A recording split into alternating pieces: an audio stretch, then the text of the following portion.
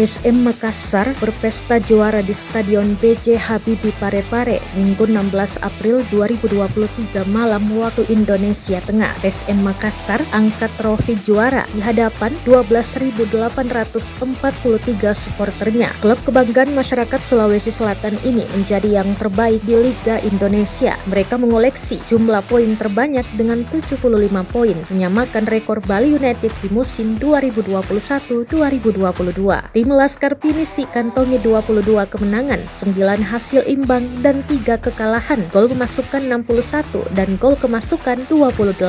Wakil Kapten PSM Makassar, Rashid Bakri mengungkapkan tim ini awalnya dibentuk bukan untuk juara. Para pemain pun tidak menyangka dengan hasil diraih ini. Sambungnya, pelatih Bernardo Tavares bentuk tim ini hanya untuk hindari degradasi. Pemain nomor punggung 17 ini berharap dengan juaranya PSM Makassar bisa membuat pemerintah Indonesia bangun stadion di kota Makassar, apalagi Makassar punya talenta muda di bidang sepak bola.